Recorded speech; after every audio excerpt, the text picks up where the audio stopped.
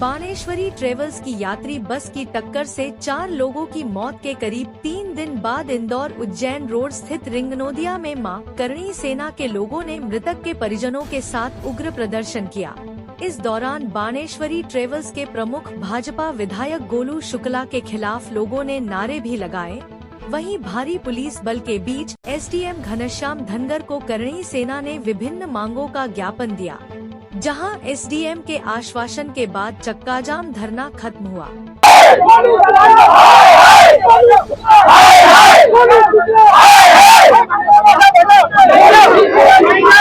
Sir, अभी आश्वासन मिला है कि 7 दिन के बाद में आपका जो भी हो वो हम बिल्कुल बाकायदा करेंगे, मांग पूरी करेंगे। सर्व समाज आज उपस्थित हुआ है और सबकी एक ही मांग थी कि पीड़ित परिवार को मुआवजा दिया जाए। कंस्ट्रक्शन कंपनी जो है, जो ठेकेदार है, उसको इस अपराध में अपराधी बनाया जाए, उसके खिलाफ भी उन्हीं धाराओं में केस रजिस्टर्ड करा जाए। जो वो ट्रक एक्सीडेंट जो अभी बड़ा गणपति में हुआ था, उन धाराओं में उसके खिलाफ जहाँ केस रजिस्टर्ड हुआ है, वही केस यहाँ पे भी रजिस्टर्ड होना चाहिए।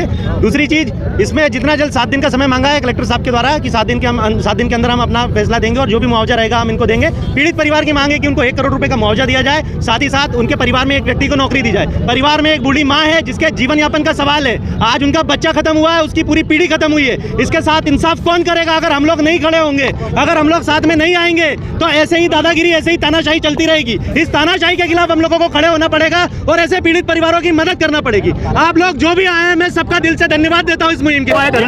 एसडीएम साहब, तहसीलदार साहब और एडिशनल एसपी साहब आए हैं, इन्होंने लिखित में आश्वासन दिया है, हमारे जो उसमें साइन करके दिए हैं, और 7 दिन का समय मांगा है मुआवजे के लिए। हमारी मांग ये थी कि जो आपने कार्रवाई की उसको धारा बढ़ाई जाए, और दूसरी बात, यहाँ पे जो कंस्ट्रक्शन कंपनी है उस पर भी एफआईआर की जाए। ये कहीं न कहीं बिना डिवाइडर के, बिना डाइवर्सन के लिए रोड बन रहा है, तो वो कंस्ट्रक्शन कंपनी की लापरवाही है। एक बात, एक परिवार हमारा जो शांत हुआ है वो नहीं, अगर इस प्रकार की कंस्ट्रक्शन कंपनी को खिलाफ कार्रवाई नहीं की गई तो निश्चित रूप से आने वाले समय दुर्घटना और बढ़ेंगी। और दूसरी बात, 7 दिन का समय मांगा, 7 दिन में नहीं होता है मुआवजा तो हम कलेक्टर ऑफिस का घेराव करेंगे, रोड तो जाम करेंगे ही, दोनों ही चीज होगी।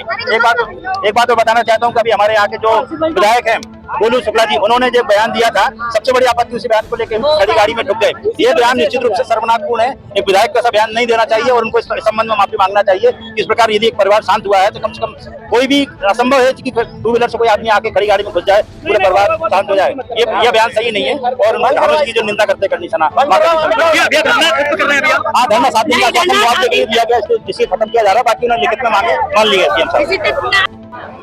3 दिन पहले रिंगनोदिया रोड पे एक सड़क दुर्घटना में एक ही परिवार के 4 लोगों की दुखद मृत्यु हो गई थी।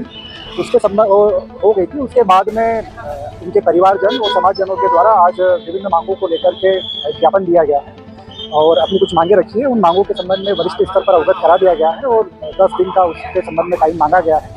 और इस संबंध में जो संगठन है, सामाजिक संगठन करनी सेना, इनके द्वारा ये बात मान ली गई है और 10 दिन का समय दिया गया है। इसमें मुख्य तौर पे आर्थिक सहायता की मांग की गई है, जो कि शासन स्तर से दिलाने के लिए वरिष्ठ स्तर पर अवगत करा दिया गया है। सर, बस संचालक पर कार्रवाई करने की बात है। ज्ञापन में बहुत सारी बातें रखी गई है, तो इसमें जो भी नियमानुसार संभव होगा वो सहायता दी गई है।